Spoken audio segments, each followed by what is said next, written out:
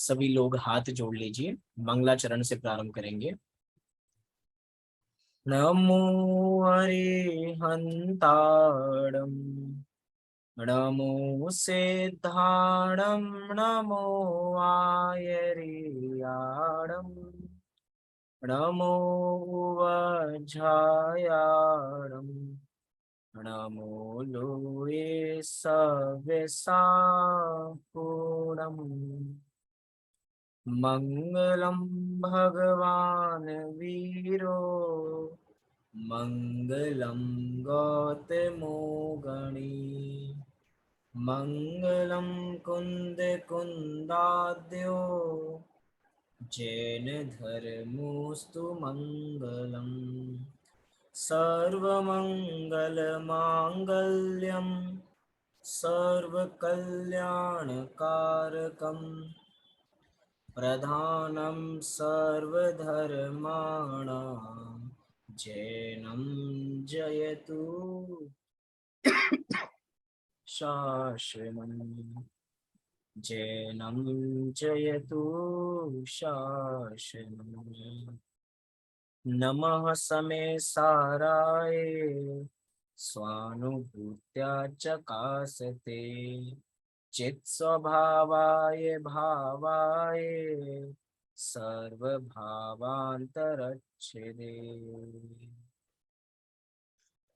इस प्रकार हमने मंगलाचरण स्वरूप पंच परमेष्ठियों को याद किया, साथ ही साथ में हमने भगवान महावीर को याद किया। और आज का प्रसंग तो वास्तव में विशेष है, क्योंकि आज हमें भगवान महावीर को याद करना भी चाहिए, प्रसंग भी प्राप्त है। आज भगवान महावीर का गर्भ कल्याणक है, अर्थात आज के दिन भगवान महावीर गर्भ में बराबर आए थे माता त्रिशला के, तो उस पर्व को भी हमें बराबर साथ में देखना चाहिए। ये जितनी भी आज 10 दिन, आज से लेकर 10 दिन तक जितनी भी हमारी चर्चा बराबर चलेगी, अष्टानिका पर्व के अवसर पर चलेगी, क्योंकि अष्टानिका पर्व बराबर आए हैं। जैसे 10 लक्षण पर्व साल में 3 बार आते हैं, ऐसे ही अष्टानिका पर्व भी साल में 3 बार आते हैं। तो इस बार आषाढ़ माह की अष्टानिका के अवसर पर हम आत्मा की 47 शक्तियों की बराबर चर्चा यहाँ से करेंगे। इस 47 शक्तियों की चर्चा देखा जाए तो हमारी आत्मा में अनंत शक्तियां हैं, लेकिन 47 की ही शक्तियां, 47 शक्ति ही बराबर क्यों कही गई हैं, उन्हीं की हमें चर्चा बराबर क्यों करनी है, इस सारी चर्चा हम इन दिनों में बराबर करेंगे। पहले हम थोड़ी ब्रीफ करेंगे सभी शक्तियों के बारे में, उसके बाद हम दिन बाय दिन थोड़ी थोड़ी शक्तियों को बराबर आगे देखते हुए चलेंगे। इन शक्तियों के माध्यम से वास्तव में हमें अपनी आत्मा का भान होता है, हमें अपनी आत्मा की शक्ति पता लगती है। अभी तक इस जीव को बाहर के जड़ संपत्ति की शक्ति दिखाई देती है, अभी तक इसको बाहर की महिमा आती है, लेकिन कभी अपने अंतरंग की महिमा नहीं आती। इसको बाहर में साइंस को, साइंस की डेवलपमेंट देख के इसको महिमा आती है, इसको आज की टेक्नोलॉजी के टाइम के अंदर इसको महिमा आती है कि टेक्नोलॉजी कितनी बढ़ गई है, नेट कितना बढ़ गया है कि हम इंडिया में बैठे हैं, आप कीनिया के अंदर बैठे हैं, और एक साथ हम बैठ के 9:30 बजे बराबर यहाँ पे चर्चा कर रहे हैं। ये सारा बराबर कैसे हो सकता है? ये चीजें तो हमें बराबर समझ में ही नहीं आती। ये जितनी भी सारी चीजें हैं, हमें बाहर की महिमा बहुत आती है। पहले के जमाने में कॉल किया करते थे, आज वीडियो कॉल पे एक दूसरे से, पहले स्काइप आया, स्काइप से हम वीडियो कॉल में एक दूसरे से बराबर बात करने लग गए। जिसको तुरंत फोन लगाना है उधर फोन बराबर लग जाता है। हमें बाहर की महिमा जरूर आती है, लेकिन हमारे अंतरंग की महिमा हमें नहीं आती, इसीलिए आज तक हमें अपनी आत्मा की प्राप्ति बराबर नहीं है। हमें बाहर के रत्नों की महिमा आती है, लेकिन हमारी आत्मा भी अनंत रत्नों से भरी पड़ा एक गोडाउन है, हमें उसकी महिमा नहीं आती। इसीलिए आज हम इन दिनों में अपनी आत्मा की महिमा बराबर जानने वाले हैं। ये प्रकरण जहां से लिया गया है, पहले वो भी बात बराबर करते हैं। आत्मा की 47 शक्तियां। हम सभी ने मंगलाचरण किया, और मंगलाचरण में हमने कहा मंगलम भगवान वीरो मंगलम गौतमो गणी मंगलम कुंद कुंद आद्यो जैन धर्मोस्तु मंगलम। अर्थात हमने भगवान महावीर को याद किया, भगवान महावीर के बाद हमने गौतम गणधर को याद किया, और गौतम गणधर के तत्काल बाद हमने आचार्य कुंद कुंद देव को याद किया। वो आचार्य कुंद कुंद देव जो भरत क्षेत्र के ऐसे आध्यात्मिक शिरोमणि संत बराबर हुए हैं, जिन्होंने आत्मा के स्वरूप का डंका बजाया है 2000 साल पहले, तो बजाया ही था आत्मा का स्वरूप के बारे में, लेकिन आज तक वो सारी परंपरा बराबर बहती आई है। इसी ग्रंथ के ऊपर आचार्य आचार्य कुंद देव के माध्यम से 84 पहाड़ लिखे गए। उन्हीं 84 पहाड़ों में से एक पहाड़ था जिसका नाम है समय पहाड़, जिसको हम समय सार के नाम से भी बराबर जानते हैं। इसी एक समय सार ग्रंथ पे अनेक आचार्यों ने टीका लिखी। एक आचार्य हैं आचार्य अमृत चंद्र देव, जिन्होंने आत्मख्याति नाम की टीका लिखी। ऐसी एक और आचार्य हुए हैं आचार्य जयसेन, जिन्होंने तत्व प्रदीपिका नाम की टीका लिखी इसी समय सार ग्रंथ के ऊपर। करते करते काल बीतता गया और जैसे जैसे समय बीतता जा रहा था, अनेक टीकाकार इस महत्वपूर्ण आध्यात्मिक ग्रंथ के ऊपर अपनी कलम चलाते जा रहे थे। इसी स्वरूप के अंदर पंडित बनारसी दास जी हुए। पंडित बनारसी दास जी ने इसी ग्रंथ के ऊपर नाटक समय सार बराबर लिखा। इसी श्रृंखला को बढ़ाते हुए पंडित जयचंद जी छाबड़ा ने इस पे वचनिका बराबर लिखी, समय सार वचनिका के नाम से। ये परंपरा बढ़ती गई और करते करते पूज्य गुरुदेव श्री तक की परंपरा पहुंची। पूज्य गुरुदेव श्री वे व्यक्तित्व हैं जिन्होंने समय सार के ऊपर एक कलम भी नहीं चलाई, लेकिन अपनी सभा में उसका 19 बार वाचन किया और वाचन करके स्वयं उसका अध्ययन किया और अन्य लोगों को उसका अध्ययन मनन बराबर करवाया। हमें वास्तव में महिमा आनी चाहिए जिस व्यक्तित्व ने अपने जीवन में 19 बार सभा में बैठकर उसका वाचन बराबर किया हो, उसका स्वाध्याय किया हो। उन्होंने अपने पूरे जीवन काल में अनेक बार स्वयं स्वाध्याय बराबर किया होगा। आपको पता है जिन शक्तियों की चर्चा हम यहाँ पे बराबर करने वाले हैं, इन 47 शक्तियों का पूज्य गुरुदेव श्री रोज सुबह उठ के पाठ किया करते थे। जैसे हम नमोकार मंत्र पढ़ते हैं, वे नमोकार मंत्र के साथ इन 47 शक्तियों को गुनगुनाया करते थे और उन्हीं का बारंबार घोलन बराबर किया करते थे। मतलब ये उस आत्मा की बात चल रही है जिस आत्मा में हमें बराबर लीन होना है। ये उसकी शक्तियों की बात चल रही है, ये किसी और की शक्ति नहीं है, ये मेरी शक्ति है और मेरी शक्ति है तो मुझे उसकी महिमा बराबर आनी चाहिए। आपको पता है कोमल जी, हमारे आपके ऊपर कोई किताब लिखी गई है क्या? आपके ऊपर कोई किताब लिखी गई? निशा जी, मैं आपसे थोड़े प्रश्न भी करता रहूंगा तो हमारी इंटरेक्शन भी अच्छी बनी रहेगी। आपके ऊपर कोई किताब लिखी गई है क्या कभी? आपके ऊपर भी नहीं लिखी गई है। बाकी जितने लोग हैं मैं उनसे भी चाहूंगा अगर वे भी अपना कैमरा ओपन कर सकते हैं तो वे भी जरूर करें। दक्षा जी, आपके ऊपर कोई किताब लिखी गई है? नहीं लिखी गई। सब कह रहे हैं कि नहीं लिखी गई। अरे लिखी तो है। हमारे आचार्यों ने हमारे ऊपर इतनी बड़ी ग्रंथ हम लोगों के बारे में लिखा। ये समय सार ग्रंथ हमारी ऑटोबायोग्राफी है। हमारे आचार्यों ने हमारी कथा, हमारी आत्मा के बारे में इतना व्याख्यान किया, इतना बताया, और हम कह रहे हैं कि हमारे बारे में किसी ने कुछ नहीं लिखा। अरे हमारे बारे में पूरा जिनागम भरा पड़ा है हमारे बारे में, लेकिन हम अपने बारे में उस बात को देखते नहीं है कि ये बात हमारे लिए लिखी गई है। बात यही है कि जब भी आत्मा की बात चलती है तो इसको लगता है कि किसी और की बात चल रही है, लेकिन इन 10 दिनों में हमें ऐसा लगना चाहिए कि अगर आत्मा की बात चल रही है तो ये सबकी अपनी अपनी आत्मा की बात चल रही है, किसी और आत्मा की बात नहीं चल रही। कई लोग तो आत्मा से समझते हैं कि भूत प्रेत की बात चल रही है, कि भैया आत्मा की बात मत करो। अरे ये वो आत्मा नहीं है, ये इतनी सुंदर आत्मा है जिसके अंदर अनंत गुण भरे हुए हैं और उन्हीं अनंत गुणों का एक पिंड बराबर है, वो है हमारी त्रिकाली शुद्ध भगवान आत्मा। मोटी मोटी आपको एक बात बराबर बताता हूँ। इन 47 शक्तियों का नाम यहाँ पे 47 शक्ति बराबर कहा है, लेकिन आप पूज्य गुरुदेव श्री के व्याख्यान इस पे सुनेंगे तो कहेंगे कि इन 47 शक्तियों को 47 शक्तियां ना देखें, इसको एक आत्मा का एक पिंड देखें। अर्थात ये एक आत्मा की शक्ति है, ये एक एक शक्ति नहीं है। मतलब हम इसको भेद करके ना देखें, हम इसको अभेद करके देखें, क्योंकि जो आनंद अभेद में आता है वो आनंद कभी भी भेद में नहीं आता। जैसे कि जिस समय हम सब शिकंजी पीते हैं, गर्मी चल रही है तो गर्मी के अंदर हम शिकंजी बराबर पीते हैं। शिकंजी में कितनी सारी चीजें बराबर मिली होती हैं, पानी है, शक्कर है, नींबू है, मसाला है, बहुत सारी चीजें मिलके बराबर वो शिकंजी बनती है। लेकिन शिकंजी उन सबका मिले हुए का नाम है, अलग अलग का नाम शिकंजी नहीं है। और अगर हम भेद करके शिकंजी को पिएंगे तो शिकंजी का आनंद नहीं ले पाएंगे।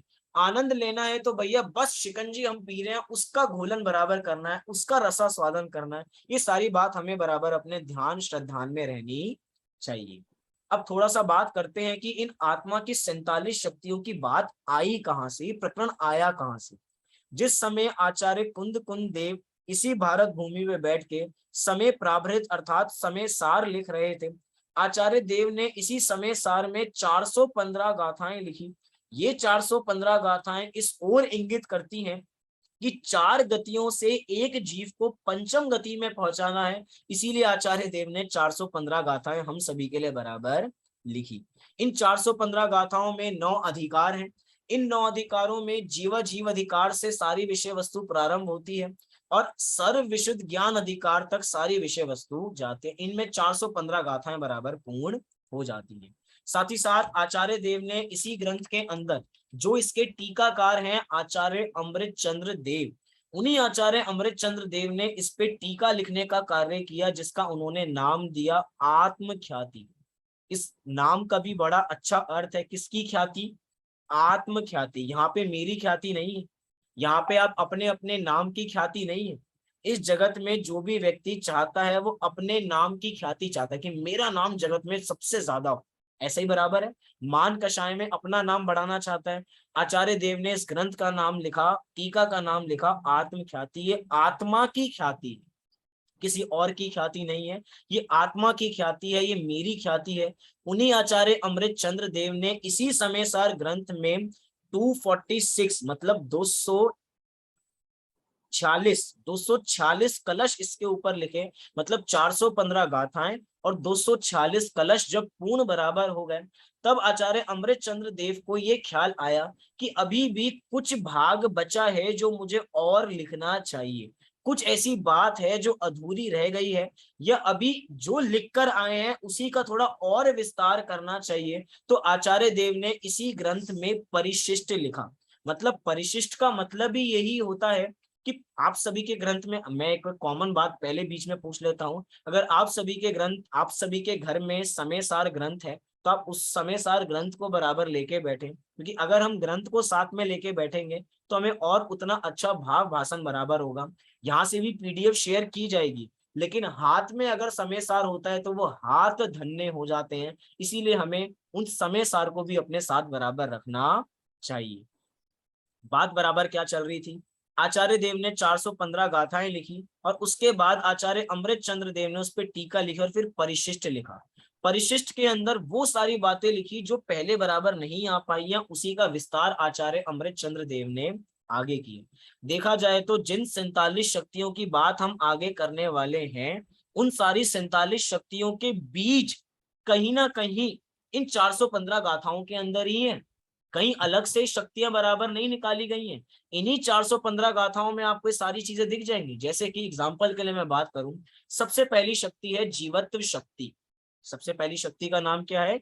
जीवत्व शक्ति। तो पूज्य गुरुदेव श्री के व्याख्यान में बारंबार ये बात आती है कि ये जो जीवत्व शक्ति है ये दूसरी गाथा का विषय है, क्योंकि वहां पे लिखा जीवोनाण, जीवोनाण, तो जीवों से उन्होंने जीवत्व शक्ति बराबर उधर निकाली है। ये एक उदाहरण है। मैं तो ऐसे अनेक उदाहरण हम बराबर इन 10 दिनों में बराबर देखेंगे, लेकिन ये सारी बातें परिशिष्ट के अंदर लिखी हैं।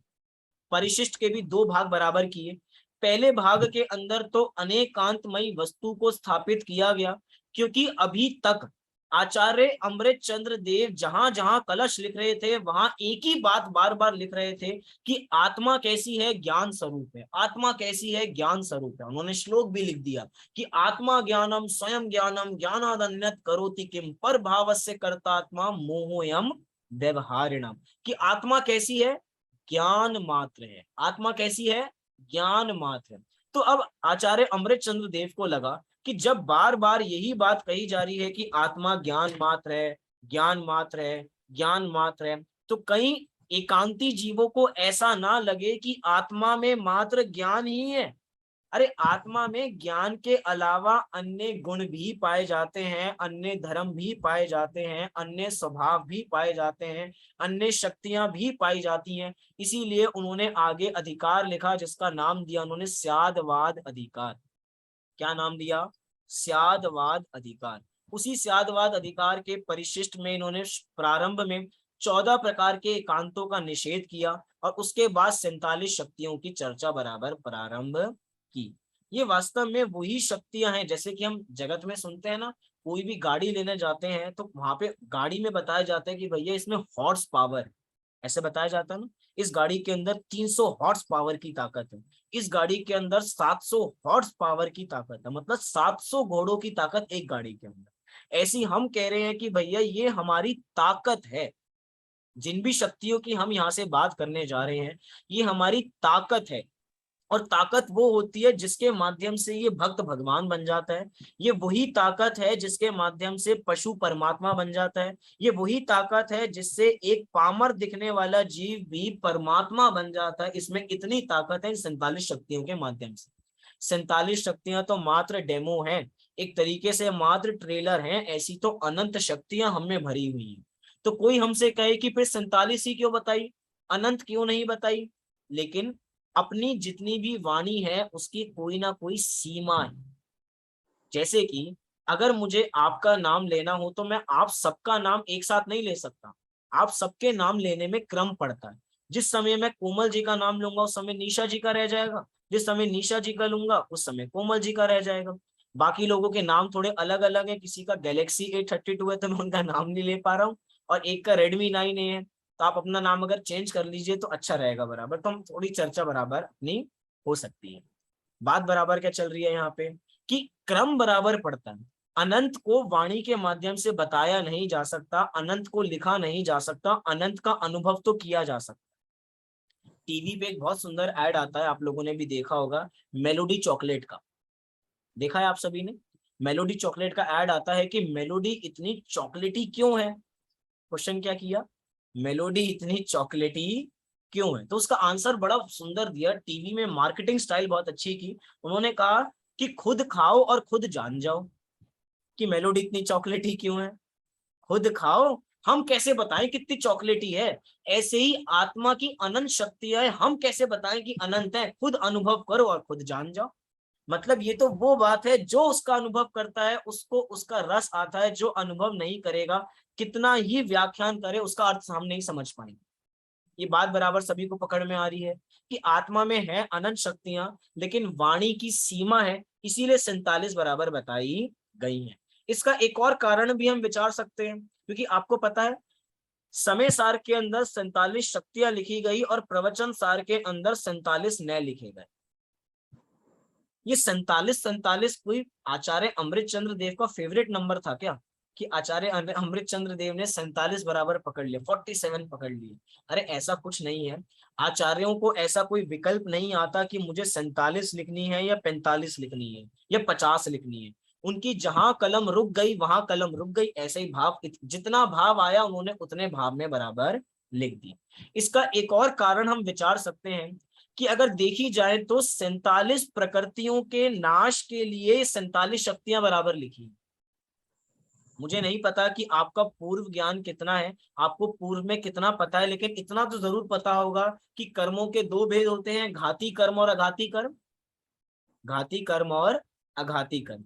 तो घाती कर्म की जितनी प्रकृतियां होती हैं सब मिला लीजिए तो 47 बराबर बैठती है। जैसे कि हम सबसे पहले देखें ज्ञानावरणी, तो ज्ञानावरणी की 5, दर्शनावरणी की 9 प्लस करते जाइए, मोहिनी की 28, और उसके बाद अंतराय की 5, तो कुल मिला के कितने हो गए? 47, 47। तो देखा जाए तो उन 47 कर्मों की प्रकृतियों के क्षय के लिए आचार्य अमृत चंद्र देव ने 47 शक्तियां बराबर लिखी हैं। क्यों? क्योंकि वास्तव में घाती कर्म ही जीव के स्वभाव का घात करते हैं, तो इसीलिए उन्होंने 47 बराबर लिख दी। Point to be noted. अघाती कर्म हमारे स्वभाव का डायरेक्ट घात नहीं करते, लेकिन घाती कर्म सीधा घात करते हैं। इसीलिए जो हमारे आत्मा को घात कर रहे हैं उसके घात के लिए आचार्य अमृत चंद्र देव ने 47 शक्तियां ली। लेकिन अब हम उसी वापसी प्रश्न पे आ जाते हैं कि आचार्य अमृत चंद्र देव ने अभी अभी एक बात की शुरुआत, आप पढ़ेंगे ग्रंथ बराबर, हम क्रमशः तो सारी चीजें नहीं पढ़ पाएंगे, लेकिन मैं मोटा मोटा आपको मौखिक रूप में बताऊंगा, और जो चीजें मैं आपको दिखाऊंगा उस शेयर के माध्यम से भी, हम पीपीटी ग्रंथ के माध्यम से भी उस चीज को देखेंगे। आचार्य अमृत चंद्र देव जब भी किसी अधिकार का पूर्ण करते हैं तो हर जगह ज्ञान को ही आत्मा बताते हैं, कि ज्ञान मात्र ही आत्मा है, या आत्मा क्या है, ज्ञान मात्र ही है। आत्मा में क्या है? मात्र ज्ञान है, ज्ञान के अलावा और कुछ भी नहीं है। इसीलिए अब यहीं से अगला प्रश्न बराबर प्रारंभ होता है। मैंने आपके साथ शेयर किया है स्क्रीन बराबर, आप लोग इस चीज को देखिए। प्रश्न बराबर खड़ा हुआ, देखिए क्या लिखा है, इस प्रश्न को इधर से ही पढ़ते हैं। लिखा, अनेकांतात्मक होने पर भी यहाँ आत्मा को ज्ञान मात्र क्यों कहा है? क्योंकि ज्ञान मात्र कहने से तो ज्ञान को छोड़कर अन्य गुण धर्मों का निषेध समझा जाता है। बिंदु क्या पकड़ में आया बराबर, कि अभी तक आत्मा को ज्ञान मात्र कहा, तो अन्य धर्म कहाँ चले जाएंगे? आत्मा में दर्शन नहीं है क्या? आत्मा में सुख नहीं है क्या? आत्मा में वीर्य नहीं है क्या? है। लेकिन आप ऐसा क्यों कह रहे हो कि आत्मा ज्ञान मात्र ही है? इसका बहुत सुंदर आचार्य अमृत चंद्र देव ने तर्क दिया, आप सभी ग्रंथ से बराबर पढ़ना। उन्होंने कहा कि किसी ना किसी जीव का या किसी ना किसी वस्तु का कोई ना कोई लक्षण बनाया जाता है। बिना लक्षण के कोई भी वस्तु पहचानी नहीं जाती है। वस्तु पहचानने के लिए लक्षण बनाना पड़ेगा। जैसे कि मैं आपसे बात करूं, हमें पता है कि जो जिसमें 4 पहिए होते हैं वो क्या होती है? आप बोलेंगे तो काम चलेगा बराबर, मैं अकेले बोलूंगा तो काम नहीं चलेगा। जिसमें 4 पहिए होते हैं उसको क्या कहा जाता है? कार। कार। और जिसमें 2 पहिए होते हैं? बाइक। बाइक होती है। स्कूटी भी बराबर कह लो। और इसमें मोटर भी नहीं है और 2 पहिए, उसे क्या कहा जाता है? साइकिल, बाईसाइकिल कह सकते हैं उसे। ऐसा बराबर हुआ। जिसमें बहुत सारे, जिसमें 18 टायर है उसे क्या कहते हैं? ट्रक। ट्रक। वो ट्रक बराबर हो गया। ऐसे ही कहा जाता है। मतलब बात क्या है, ये लक्षण है। हमने पहचाना ना किसी चिन्ह के माध्यम से कि जिसमें 4 पहिए होते हैं वो कार है, जिसमें 2 पहिए होते हैं वो स्कूटी या बाइक है, जिसमें बहुत सारे पहिए होते हैं वो ट्रक या ट्रैक्टर बराबर कह सकते हैं उसको, बहुत बड़ी चीज हो गई वो बराबर। मतलब क्या है, किसी भी वस्तु को पहचानने के लिए उसका लक्षण बनाया जाता है कि हम पहचानेंगे कैसे। हम बात कर रहे हैं कि हम आत्मा को कैसे पहचानेंगे। अच्छा बताइए, हम सभी को आत्मा की प्राप्ति करनी है या नहीं करनी है? हाँ जी कि ना जी? हाँ जी, सभी को करनी है। मुझे तो पूरी पूरी करनी है। तो जिसको पूरी पूरी करनी है वो दोनों हाथ बराबर उठा सकता है। तो करनी है आत्मा की प्राप्ति। अब आत्मा की प्राप्ति करने, तो आत्मा का लक्षण क्या है? हम कैसे पहचाने कि आत्मा है? तो आचार्य देव ने उसका लक्षण दिया कि ज्ञान मात्र जिसमें हो वो आत्मा है। जिसमें ज्ञान पाया जाता है वो आत्मा है। ये हमारा लक्षण बराबर बना। लेकिन प्रश्न है ना, अन्य क्यों नहीं? क्योंकि भैया लक्षण तो कोई एक ही बनाया जाता है, लक्षण अनेक नहीं बनाए जाते। पहचान का चिन्ह तो कोई एक ही होता है, पहचान के अनेक चिन्ह नहीं हो सकते। पहचानने का चिन्ह एक, जैसे कि आज भगवान महावीर का गर्भ कल्याणक है।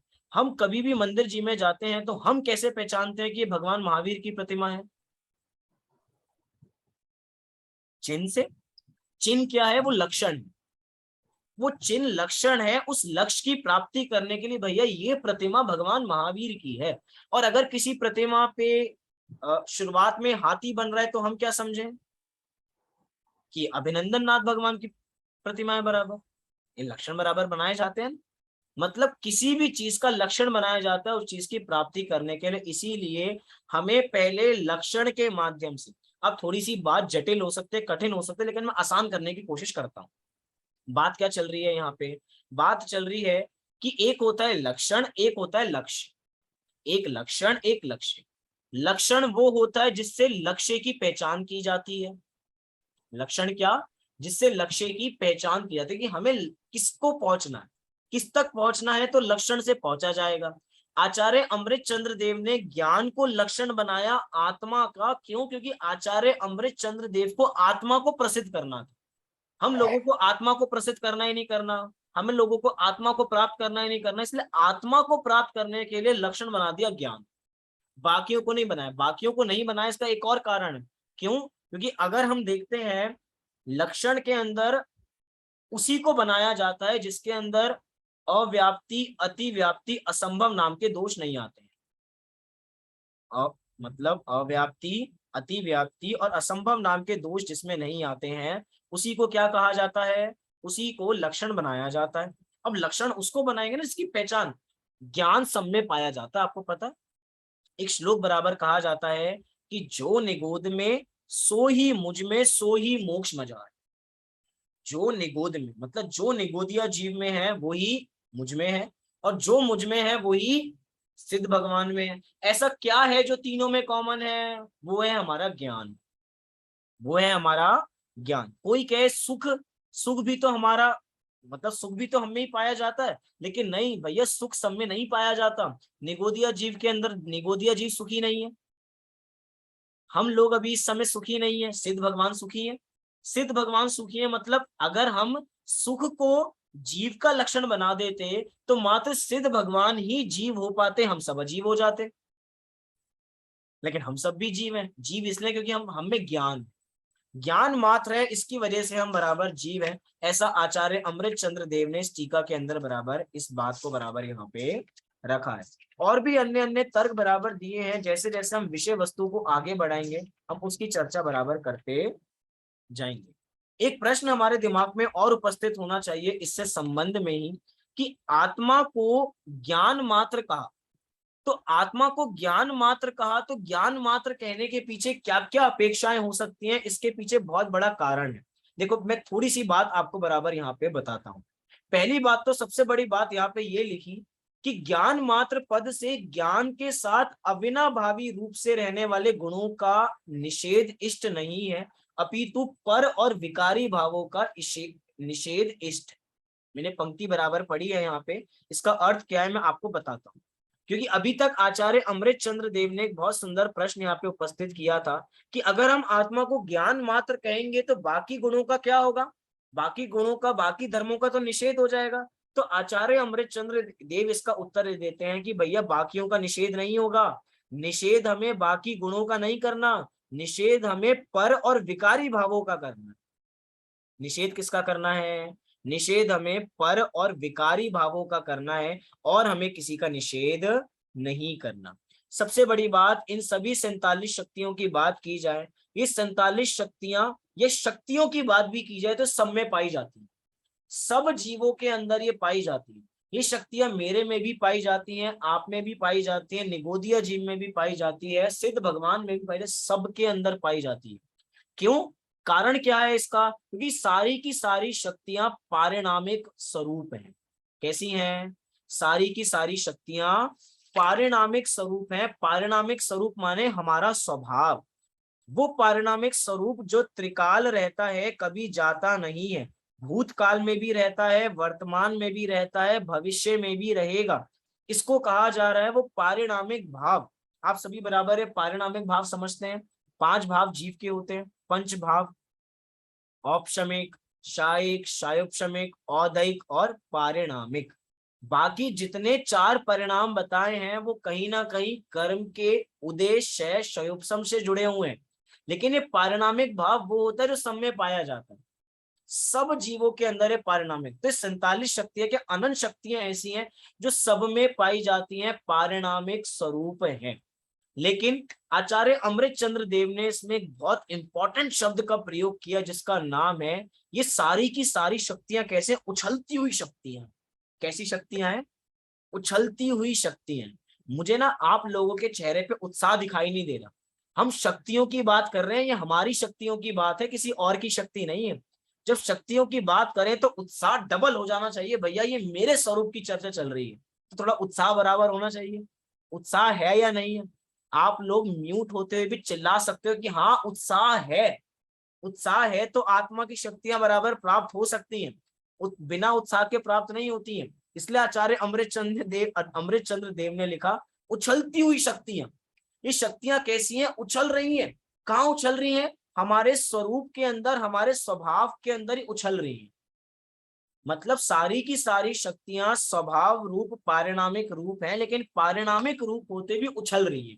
उछल रही है मतलब क्या? ये जो जितनी भी उछलती हुई शक्तियां हैं, ये औपशमिक सम्यक दृष्टि जीव को भी हो सकती है, शायिक सम्यक दृष्टि जीव को भी हो सकती है, और यहाँ तक शायोपशमिक सम्यक दृष्टि जीव को भी हो सकती है। इसका मतलब है उछलती हुई। Point to be noted. अगर हम शक्तियों की बात करते हैं तो वो पारिणामिक भाव स्वरूप है, लेकिन हमने अब यहाँ पे शब्द लगा दिया कि उछलती हुई शक्तियां। Point to be noted. उछलती हुई का मतलब क्या? उछलती हुई का मतलब है कि ये सारी शक्तियां शायिक सम्यक दृष्टि जीव को होती हैं, शायोपशमिक सम्यक दृष्टि जीव को होती हैं, और औपशमिक सम्यक दृष्टि जीव को होती हैं। इतना सभी को समझ में आया। क्योंकि शायोपशमिक के अंदर भी दो भेद होते हैं कि एक मिथ्या दृष्टि, एक सम्यक दृष्टि। यहाँ पे सम्यक दृष्टि की बात बराबर चल रही है। मतलब ये सारी शक्तियां उछलती हुई शक्तियां उछल रही हैं बराबर, अंतरंग में बारंबार केली बराबर कर रही है, खेल रही हैं आपस में। ये सारी शक्तियां हैं तो वास्तव में हम जीते हैं। अगर ये सारी शक्तियां नहीं होती तो हम जी नहीं पाते आज बराबर। शक्तियों के अंदर ताकत बराबर होती है ना। जैसे कि आज हम एक मोबाइल फोन नया खरीद के लेकर आते हैं, तो कोई भी हमने मोबाइल फोन खरीदा तो उसमें एमएएच में बैटरी होती है कि ये इस फोन की बैटरी है 5000 एमएएच, 5000 एमएएच। हम पावर बैंक लेते हैं तो पावर बैंक की एमएएच बैटरी 10,000, 20,000 एमएएच के अंदर वो पावर बैंक बराबर होता है। होता ही नहीं होता, पोर्टेबल चार्जर। ऐसे ही यहाँ पे वो अपनी शक्ति बराबर बता रहे हैं, वो उस बैटरी की शक्ति है। और हमारी शक्ति कितनी है? अगर हम फोन को चार्ज करते हैं 100%, तो वो तो 0 हो जाएगा। लेकिन ये आत्मा की शक्तियां ऐसी हैं कि हमेशा ही चार्ज रहती हैं, बस हमें इनकी प्राप्ति बराबर करनी है। ये सारी शक्तियां हैं लेकिन अभी ये व्यक्ति रूप में नहीं है। पॉइंट टू बी नोटेड, शक्ति प्रकट है लेकिन अभी शक्ति की व्यक्ति नहीं है। शक्ति की व्यक्ति नहीं है, समझ में नहीं आया? एक तो शक्ति है लेकिन एक शक्ति की प्रकट अवस्था है। अभी सारी की सारी शक्तियां हमारी प्रकट नहीं है। मतलब शक्ति रूप में तो है लेकिन अभी पर्याय रूप में सारी शक्तियां अभी प्रकट नहीं हुई हैं। प्रकट कब होंगी? जब हम अपने स्वरूप के अंदर लीन होंगे। जैसे कि आगे बात किया जाएगा सर्वज्ञत्व शक्ति, सर्वदर्शित्व शक्ति। अब वो सर्वज्ञत्व शक्ति तो उन्हीं को प्रकट होगी ना जो सर्वज्ञ बराबर हो गए होंगे पूर्ण रूप से। शक्ति सब में है, पॉइंट टू बी नोटेड। अगर शक्ति ही नहीं होती तो उनको प्रकट नहीं हो पाती। आज कोई भी जीव सर्वज्ञ बनता है तो सर्वज्ञ अपने स्वरूप के आधार से ही तो बना है। वो रॉ मटेरियल तो हमारी आत्मा में ही है। इस 47 की 47 शक्तियां हमारी रॉ मटेरियल है केवल ज्ञान को उत्पन्न करने के लिए। अनंत सुख का भोग करने के लिए वो रॉ मटेरियल हमारे पास पहले से तैयार है। लेकिन रॉ मटेरियल से काम थोड़ी हो जाएगा, रॉ मटेरियल को भी आगे काम करना पड़ेगा। मतलब हमें अपने स्वरूप की प्राप्ति करनी पड़ेगी तो हमें अपनी आत्मा की प्राप्ति बराबर होगी। बहुत सारी बातें हम धीरे धीरे आगे जानते जाएंगे क्योंकि अभी सामान्य परिचय है। मुझे पता है सामान्य परिचय भी लंबा परिचय क्या है, 47 शक्तियां है ना। 47 शक्तियों के अंदर जितनी भी कॉमन कॉमन बातें आ सकती हैं वो सारी कॉमन बातें आज ही हम पहले जान लें। ये उसके बाद तो पर्टिकुलर हम एक एक की बात बराबर करेंगे। उसके बाद हम कॉमन चर्चा नहीं करेंगे, फिर तो अलग अलग बात करेंगे। अब शक्तियों के अंदर ही सबसे बड़ा एक और बिंदु देखने को मिलता है। अच्छा, मैं एक और प्रश्न आपको कहता हूं, अगर आपको कुछ भी बीच में समझ में ना आए या आपको बीच में कुछ भी पूछना हो तब अनम्यूट करके हैंड रेस करके पूछ सकते हैं। ये एज अ प्रवचन नहीं है, ये एज अ क्लास ही है क्योंकि उद्देश्य है कि चीज समझ में आनी चाहिए। हमें मात्र यहाँ से बोल के हम चले जाएं ऐसा कोई मतलब नहीं है। समझ में आए तो सारी बात आगे करेंगे, नहीं आए तो वहीं पे उसी बात को फिर से रिपीट करेंगे। बात चल रही है एक अगले प्रश्न की। इन्हीं 47 शक्तियों की बात करते हुए कहा गया कि सारी की सारी शक्तियां एक ही आत्मा में रहती हैं। इन सारी शक्तियों के अंदर किसी भी प्रकार का प्रदेश भेद नहीं है। पॉइंट टू बी नोटेड, प्रदेश भेद नहीं है, भाव भेद अवश्य है। आप इन दो शब्दों को याद रख लीजिए, फिर मैं इसका अर्थ बताता हूँ। इन सारी की सारी शक्तियों के अंदर प्रदेश भेद नहीं है लेकिन भाव भेद अवश्य है। प्रदेश भेद नहीं है लेकिन भाव भेद है, इसका मतलब समझ में नहीं आया? प्रदेश भेद का मतलब ये है कि भैया हमारा ज्ञान कहाँ है? आप में से कोई बताओ हमारा ज्ञान कहाँ है? अभी आत्मा में कहाँ पर है हमारा ज्ञान? यहाँ है ज्ञान। नहीं, सारे प्रदेशों में। सारे प्रदेशों में है, सारे प्रदेशों में है। अच्छा, ये तो ज्ञान की बात हो गई। दर्शन कहाँ है हमारा? वो भी सारे प्रदेशों में। सुख कहाँ है? सारे प्रदेशों वीर्य में। कहाँ है? सारे प्रदेशों सारे में। प्रदेशों में। मतलब इसका मतलब है प्रदेश भेद नहीं है। मतलब ऐसा नहीं है कि एक जगह तो हमारा ज्ञान गुण है कि भैया ज्ञान गुण यहाँ पे है, दर्शन गुण यहाँ पे है, सुख गुण यहाँ पे है खाने में। ऐसा नहीं है। ये सारी की सारी सारे के सारे अनंत गुण, प्रदेश भेद नहीं है, सभी एक साथ हैं आत्मा के अंदर। लेकिन सभी के भाव भेद देखे जाते हैं। भाव भेद इसलिए, भाव भेद माने सबका कार्य अलग अलग है। सारे गुणों का, सारी शक्तियों का अपना अलग अलग कार्य है। सब अपना अपना कार्य बिना प्रदेश भेद के एक साथ कर लेते हैं। सबसे हैरानी की बात तो ये लगती है, घर में 4-5 लोग एक साथ नहीं रह पाते एक छत के नीचे, और आत्मा में अनंत शक्तियां एक साथ रह लेती है बिना लड़ाई किए। ऐसा होता है ना, हम लोग एक ही साथ एक ही छत में रहते हैं लेकिन हम सबके मतभेद रहते हैं, और आत्मा में अनंत शक्तियां वो सारी मिल के एक साथ रह लेती हैं। कोई किसी को कुछ नहीं कहती कि भैया तुम काम मत करो, आज मैं तुम्हारा काम कर लूंगी। सब अपना अपना काम 100% 24/7 अनादि काल से कर रही है और अनंत काल तक करती रहेंगी। 47 शक्तियां अनंत शक्तियां हैं, वास्तव में बराबर काम करती रहती है। सबका भाव भेद अलग है, मतलब प्रदेश भेद नहीं है, भाव भेद है। और सबसे बड़ी बात है, एक शक्ति का रूप दूसरी शक्ति में देखा जाता है। पॉइंट पकड़ना, एक शक्ति दूसरी शक्ति एक शक्ति दूसरी शक्ति नहीं होती, लेकिन एक शक्ति का रूप दूसरी शक्ति में पाया जाता है। समझ में नहीं आया ये बिंदु, आप क्या कहना चाह रहे हैं? फिर से बोलता हूं, एक शक्ति दूसरी शक्ति नहीं होती है, लेकिन एक शक्ति का रूप दूसरी शक्ति में अवश्य पाया जाता है। दूसरी शक्ति में पाया जाता है, इसका मतलब क्या है कि एक एक शक्ति का रूप दूसरी शक्ति में पाया जाता है। जैसे वीर शक्ति, वीर शक्ति का काम क्या है? वीर हमारा गुण है ना, वास्तव में वीर गुण का काम क्या है? हमें शक्ति प्रदान करना। ज्ञान गुण के अंदर वीर गुण की रूप दिखाई देता है। क्यों? क्योंकि बिना शक्ति के क्या हम ज्ञान कर सकते हैं? अगर हमें अनंत को जानना है तो बिना अनंत वीर्य के नहीं जान सकते। हमारे 4 अनंत तो भगवान के गुण है ना, अनंत ज्ञान, अनंत सुख, अनंत वीर्य और अनंत दर्शन, 4 है बराबर। ये अनंत वीर्य, अनंत ज्ञान क्यों हो पा रहा है? क्योंकि अनंत वीर्य है। अरे भैया, अनंत जानने के लिए अनंत शक्ति चाहिए। Point to be noted.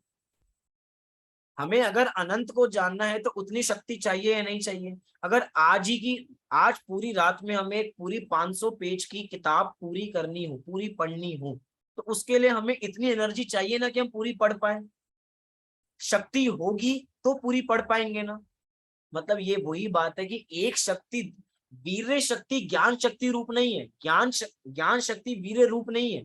मतलब एक शक्ति दूसरे शक्ति नहीं है, लेकिन उसका रूप पाया जाता है। ऐसी बात यहाँ पे हमें समझनी बराबर चाहिए। अब सारी शक्तियों की हम क्रमशः बराबर चर्चा करेंगे। 47 शक्तियां हैं, जीवत शक्ति, चिति शक्ति, दृषि शक्ति, ज्ञान शक्ति, सुख शक्ति, वीर शक्ति, प्रभुत्व शक्ति, विभुत शक्ति, सर्वदर्शित, सर्वज्ञत्व शक्ति। इस 47 शक्तियों का क्रम है बराबर।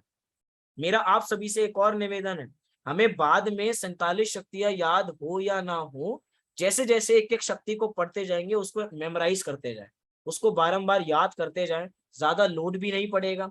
47 नाम एक साथ कहे जाए तो याद नहीं होंगे, लेकिन क्रम से जैसे जैसे क्लास बढ़ती जाएगी हम एक एक को भी पढ़ते जाएंगे तो हमें याद सारी शक्तियां होती जाएंगी। सबसे बड़ी बात है, हमारा ही तो स्वरूप है। और सबसे बड़ी बात है, आपको पता है सारा का सारा स्वरूप हमें कहीं और नहीं मिलेगा। आप गूगल पे कुछ भी सर्च करोगे आपको मिल जाएगा, लेकिन सर्च करो हु एम आई, मैं कौन हूं, गूगल इसका जवाब नहीं दे पाएगा। इसका जवाब कहाँ से मिलेगा? इसका जवाब तो हमें अपनी आत्मा से ही मिलेगा कि मैं कौन हूं। इसीलिए जो हमारा असली परिचय करा रहे हैं वो असली परिचय हमारी अनंत शक्तियां हैं। उन्हीं अनंत शक्तियों की चर्चा हम यहाँ से बराबर प्रारंभ करते हैं।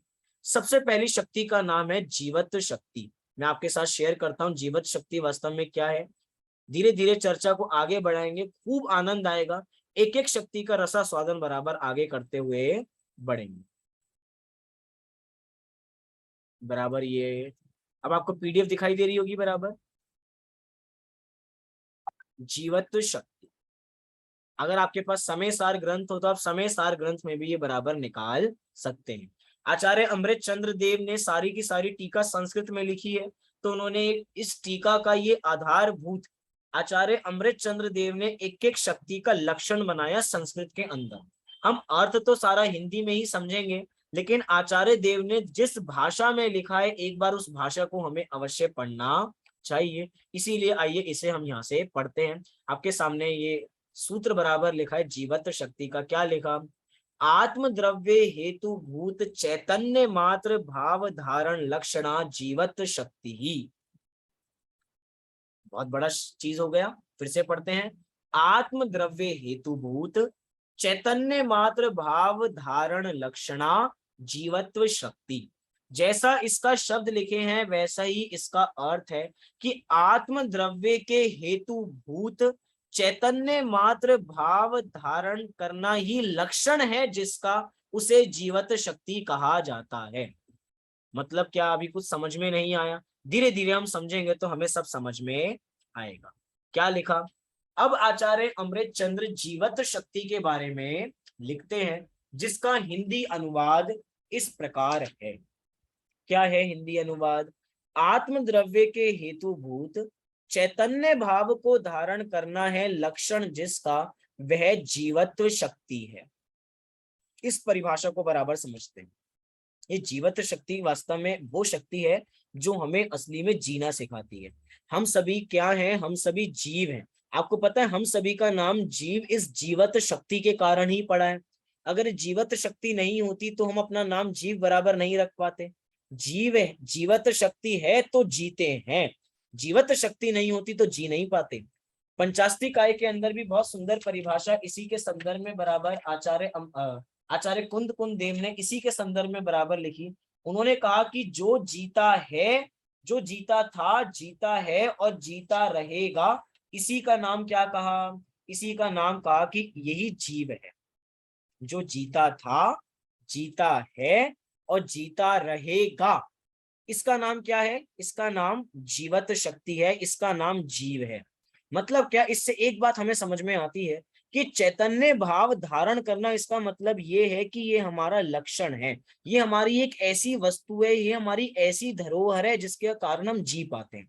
मतलब इससे ये सिद्ध हुआ, इसके नास्ति में क्या सिद्ध होगा कि हम शरीर के माध्यम से नहीं जीते हैं, हम सांस के माध्यम से नहीं जीते हैं, हम आयु कर्म के माध्यम से नहीं जीते हैं, हम 10 प्राणों के माध्यम से नहीं जीते हैं। तो कैसे जीते हैं? अरे हम अपनी जीवत शक्ति के कारण जीते हैं। उत्तर क्या मिला? हम कैसे जीते हैं? हम अपनी शक्ति के कारण, जीवत शक्ति के कारण जीते हैं। हमें और कोई जीने में मदद नहीं करता बराबर। द्रव्य संग्रह के अंदर बहुत ही सुंदर चर्चा आचार्य नेमिचंद्र सिद्धांति देव ने की। उन्होंने कहा कि जीव का लक्षण बनाएं। उन्होंने जीव का लक्षण बनाते हुए कहा, क्या कहा? जीव का लक्षण बनाते हुए उन्होंने कहा तिक काले चदुपाणा। ऐसा पूरी एक गाथा बराबर दी कि तिक काले चदुपाणा, 10 प्राणों का उल्लेख बराबर किया। जब 10 प्राणों का उल्लेख बराबर किया तो उन्होंने बताया कि ये 10 के 10 प्राण के माध्यम से जीव जीता है, ऐसा कहना तो व्यवहार है। निश्चय से तो जीव अपने प्राणों से जीता है। वो कौन से प्राण है? मतलब ये जीवत शक्ति हमें निर्भय करती है कि भैया हम शरीर के माध्यम से नहीं जीते। मैं एग्जांपल लेके बताऊं आप सभी को, जैसे कि आप सभी तो वैसे लेडीज हैं, लेकिन अब एज तो पूछी नहीं जाती, लेकिन एग्जाम्पल के लिए कोई भी चीज बराबर ली जाए, कोई जेंट्स होता तो मैं जरूर पूछता कि किसी से भी किसी की एज पूछी जाए तो हम क्या बताएंगे कि हम कितने एज के हैं? हम 30 ईयर्स के हैं, हम 40 ईयर्स के हैं, हम 25 के हैं, मैं 21 साल का हूँ। सब अपनी अपनी एज सब बताएंगे बराबर, हाँ जी कि ना जी? अब एक बार विचारिए कि हमने वो एज किसके हिसाब से बताई है? वो एज शरीर। शरीर के शरीर। आधार से। बहुत सुंदर उत्तर। वो एज हमारे शरीर की है, हमारी आत्मा की नहीं है। क्या है कि आज तक हमने अपने को शरीर रूप ही माना है, इसीलिए इसके जन्म पे अपना जन्म मानते हैं, इसके मरण पे अपना मरण मानते हैं। ये जीवत शक्ति कहती है कि भैया हम कभी मरते ही नहीं है, हम कभी वास्तव में इस जीव का कभी मरण ही नहीं हुआ, इस जीव का कभी जन्म भी नहीं हुआ। ये अनादि से जीता था, जीता है, जीता रहेगा। क्यों? क्योंकि इसके अंदर जीवत शक्ति है। जब ये चीज हमें पता लग जाएगी कि हम कभी मरते ही नहीं है, तो किसी प्रकार का भय हमें रहेगा? हमें किसी बात का डर रहेगा? कि जब हमें पता लग जाएगा भैया हम जीवत शक्ति के कारण जीते हैं। कोई मतलब कि अगर कोई योद्धा युद्ध करने के लिए जा रहा है, आजकल होता है ना, कोई योद्धा तो भूल जाइए, सोल्जर है, कोई सोल्जर अभी देख रहे हैं कि भैया यूक्रेन और रशिया के अंदर लड़ाई चल रही है, तो जितने भी सोल्जर्स हैं पूरी तैयारी करके जाते हैं, बुलेट प्रूफ जैकेट पहन के जाते हैं। अब बुलेट प्रूफ जैकेट पहन रखी है तो उनको पता है ना कि मुझे कुछ नहीं होगा, मुझे कितनी ही गोली लगेगी लेकिन मुझे कुछ होने वाला नहीं है। ये जीवत शक्ति हमें वो इंश्योरेंस देती है कि भैया हमें इस जीवन में, क्या किसी भी जीवन में कुछ नहीं होगा, हम हमेशा जीते रहेंगे। मतलब हम अमर रहने वाले हैं, कभी मरने वाले नहीं है। ये अमर विशेषण अधिकतर देवों के लिए प्रयोग किया जाता है क्योंकि उनकी लंबी आयु होती है। लेकिन हम वास्तव में देव भी अमर नहीं है, सच्चे अमर तो ये जीव है जो कभी मरता ही नहीं है। लेकिन हम आज तक अपने को ऐसा कभी अनुभव कर ही नहीं पाए। 7 प्रकार के भय होते हैं। जब भी हम सम्यक दर्शन के 8 लक्षणों की बात करते हैं, सम्यक दर्शन के 8 अंग की बात करते हैं, आप सभी को याद होगा पिछली अष्टानिका में हमने सम्यक दर्शन के 8 अंग की चर्चा की थी। तो उसमें निशंकित अंग आया था। निशंकित अंग में हमने 7 भयों की चर्चा की थी थोड़े संक्षेप में। उन 7 भयों में से सबसे बड़ा अगर कोई भय है तो वो मरण का भय है। हम सभी को मरने का डर लगता है, कहीं मर ना जाए, कहीं मर ना जाए। जैसे कि एग्जाम्पल के लिए, हम कहीं रोड क्रॉस कर रहे थे, हम जेब्रा क्रॉसिंग से रोड क्रॉस कर रहे थे, लेकिन एकदम ये कोई गाड़ी तेज स्पीड के अंदर आई और एकदम हमारे सामने बीच में ब्रेक जरूर लगा, बिल्कुल पास में आके जोर से आवाज आई, "ज़्ज़", और हमारे दिल की धड़कन बढ़ने लग गई। और क्या विचार आया, अब तो मर ही जाते, अब तो बचने ही नहीं थे। ऐसे ही भाव बराबर आता है, हाँ जी कि ना जी, कि अब तो बचने ही नहीं वाले थे, अब तो मर ही बराबर जाते। हर समय जीव को मरने का भय बराबर रहता है कि कहीं मर ना जाए बराबर। अच्छा ये बताइए, हम सभी लोग घर में रहते हैं तो घर में ताला लगाते हैं नहीं लगाते हैं?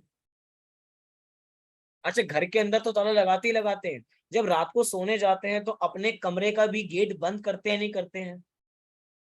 क्यों करते हैं पता है आपको? क्योंकि हमें मरण का भय है। हर समय भय में जीते हैं, कहीं हमें कुछ हो ना जाए, कहीं हमें कुछ हो ना जाए, कुछ हो गया तो हमारा क्या होगा। अरे कुछ नहीं होगा भैया, ये शक्ति हमें बताती है कि ये जीव को कभी कुछ हुआ ही नहीं। ये जीव तो निश्चय प्राणों से जीता है और वो निश्चय प्राण जीवत शक्ति है। ये जीवत शक्ति हमें वो इंश्योरेंस देती है कि भैया ये जीव कभी मरने ही नहीं वाला। हमें इसका विश्वास वास्तव में होता ही नहीं है। ये जीवत शक्ति हमें बराबर बताती है। और थोड़ा स्वरूप इसके बारे में इसी पीडीएफ के माध्यम से और आगे बराबर देखते हैं। क्या लिखा जीवत शक्ति के बारे में? इस जीवत शक्ति के बीज समय सार की दूसरी गाथा में भी विद्यमान हमें दिखाई देते। मैंने आपसे बात की, दूसरी गाथा के अंदर आचार्य कुंद कुंद देव ने कहा, क्या कहा, जीवो चरित्रणान दंसन, जीवो चरित्रणान दंसन। तो उधर पहले शब्द का प्रयोग किया जीवो। ये जीवो शब्द का प्रयोग किया ना, जीवो से मतलब कहना चाहते जीव जीता है। मतलब आज हम इस कक्षा को पूर्ण करेंगे तो इस पॉइंट पे पूर्ण करेंगे कि भैया अब हमें मरण का भय नहीं है, किसी प्रकार का हमें भय नहीं है। क्यों? क्योंकि आगे क्या लिखा, चेतना ही जीव के भाव प्राण है। और चेतना जो भाव प्राण है वो तो कभी मरता ही नहीं, जीव तो कभी मरता ही नहीं। और उसके कारण ही इस जीव नामक पदार्थ का जीवन है। पंचास्तिकाय में निश्चय से जीव के स्वरूप को स्पष्ट करते हुए कहा है कि जो जीता था, जीता है और जिएगा वही जीव है। यही वास्तव में जीवत शक्ति हमें यहाँ पे बराबर बताती है। बहुत सारी चीजें हमें जीवत शक्ति के बारे में और पता लगेंगी, लेकिन जैसे जैसे हम और आगे शक्तियां पढ़ेंगे, क्योंकि दोनों शक्तियों की चर्चा एक साथ होगी। अभी हम आगे चिति शक्ति पढ़ेंगे। जब चिति शक्ति पढ़ेंगे तो कुछ बिंदु इसके भी बराबर देखेंगे तो हमारा थोड़ा और विषय थोड़ा और खुलेगा। अगली शक्ति क्या है? अगली शक्ति का नाम है चिति शक्ति। क्या है कि हमारे पास समय कम है, नहीं तो एक एक शक्ति का खुलासा इतना है कि हम एक एक दिन एक एक शक्ति पे बात करें, लेकिन हमें 47 शक्तियां बराबर देखनी है। इसीलिए इन 47 शक्तियों को हम इन पूरे दिनों में जानने की बराबर कोशिश कर रहे हैं। देखिए, अगला शक्ति है जीवत शक्ति, चिति शक्ति। चिति शक्ति हमसे क्या कहती है? चिति शक्ति कहती है, इसका सूत्र बहुत सुंदर दिया गया, अजड़त्वात्मिका चिति शक्ति ही। क्या कहा गया? अजड़त्वात्मिका चिति शक्ति ही। इसका मतलब क्या कहना चाहते हैं? इधर कहना चाहते हैं चिति शक्ति के माध्यम से कि अजड़त्व अर्थात जड़ रूप नहीं होता, चेतन रूप होना है लक्षण जिसका, उसे चिति शक्ति कहते हैं। मतलब चिति शक्ति ये इंश्योरेंस हमें देती है कि बराबर हम कभी भी क्या नहीं होंगे, हम कभी भी जड़ नहीं होंगे। इसलिए लिखा अजड़त्व। क्या लिखा? अजड़त्व। दो ही चीजें होती हैं दुनिया में, एक जड़ एक अजड़, माने चेतन। हम कैसे हैं? हम चेतन हैं। आपको पता है निगोदिया जीव को अक्षर के अनंतवें भाग बराबर ज्ञान है। कितना ज्ञान? अक्षर के अनंतवें भाग बराबर ज्ञान है, मात्र इतना सा ज्ञान। लेकिन इतना सा ज्ञान होने के बावजूद भी वो जीता है। क्यों जीता है? और सबसे बड़ी बात, कोई कहे इतना सही तो ज्ञान है, लेकिन भैया इतना सा ज्ञान ही उसे जीव बनाए रखता है, उसे जड़ नहीं होने देता। अगर इतना भी ज्ञान नहीं होता उसे तो जड़ हो जाता। मतलब हमारी आत्मा के अंदर ऐसी शक्ति है कि हम कभी भी जड़ नहीं होंगे। चाहे हम जड़ के कांटेक्ट में रहते हैं, पॉइंट टू बी नोटेड, हर समय शरीर के साथ रहते हैं। अच्छा, मैं आपसे पूछता हूं कि जब इस जीव का मरण होता है तो कौन मरता है? जब इस जीव का मरण होता है तो कौन मरता है? कोई भी नहीं, ना पुद्गल मरता है ना जीव मरता है। कोई नहीं मरता। नहीं, हम नहीं, तो कहते हैं ना ये शरीर मर गया या मैं मर गया। नहीं, वो पर्याय तो बस बदलती है। क्या कौन मरता है? पर्याय बदलती है, पुद्गल की भी और जीव की भी, बस पर्याय बदलती है, मरता जी, कोई नहीं।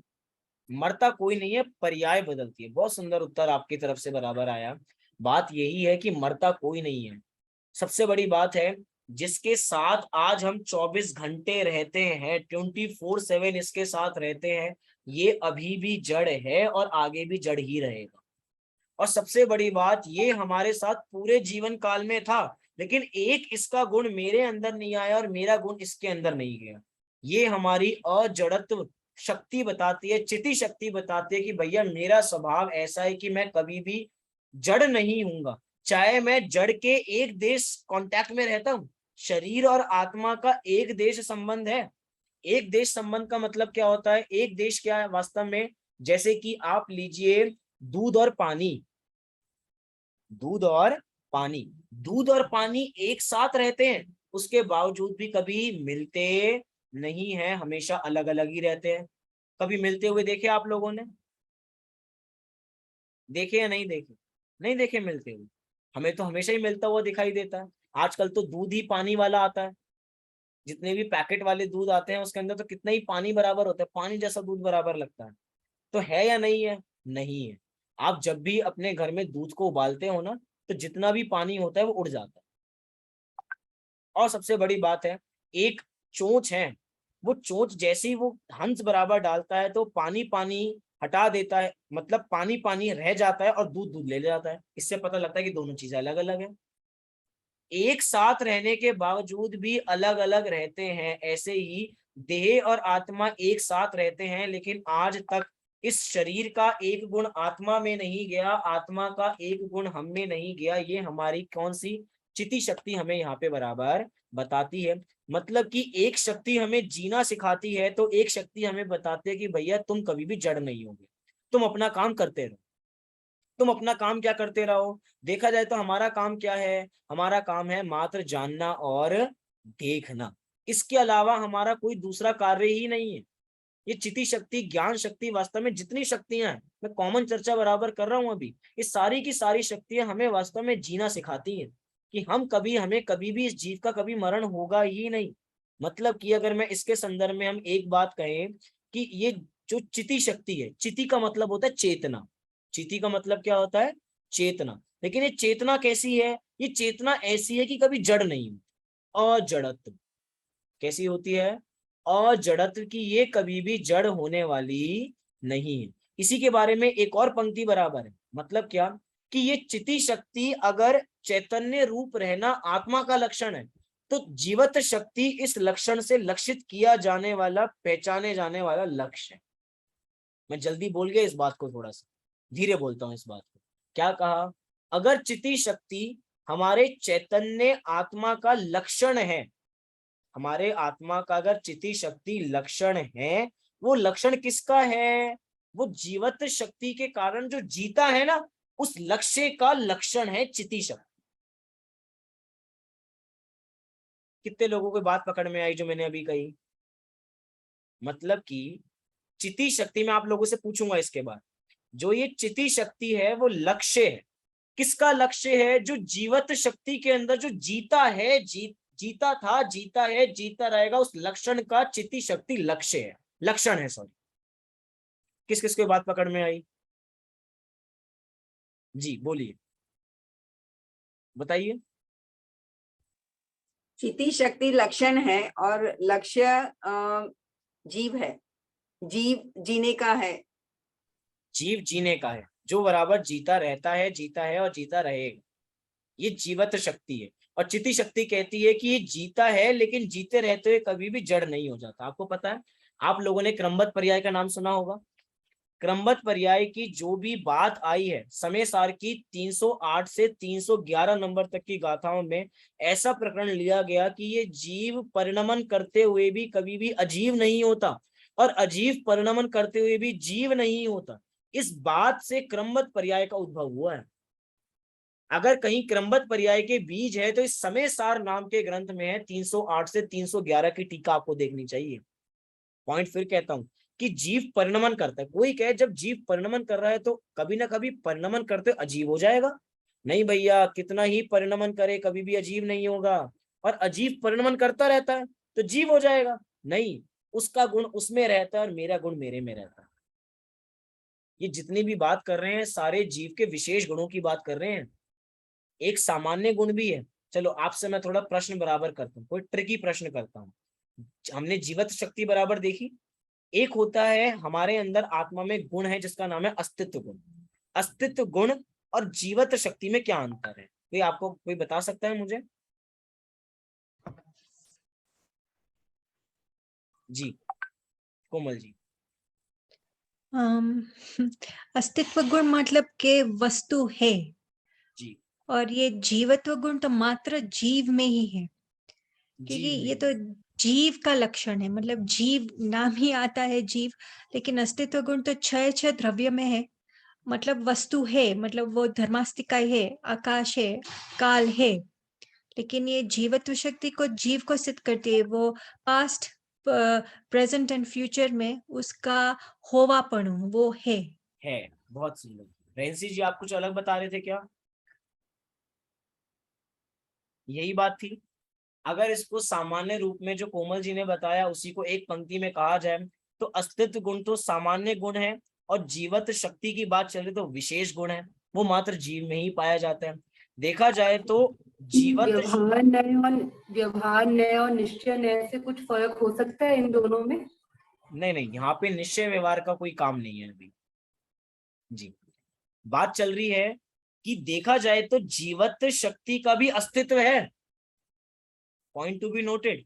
अस्तित्व गुण का अस्तित्व तो बराबर है ही। हमने बात की ना, एक गुण का या एक शक्ति का रूप दूसरी शक्ति में पाया जाता है।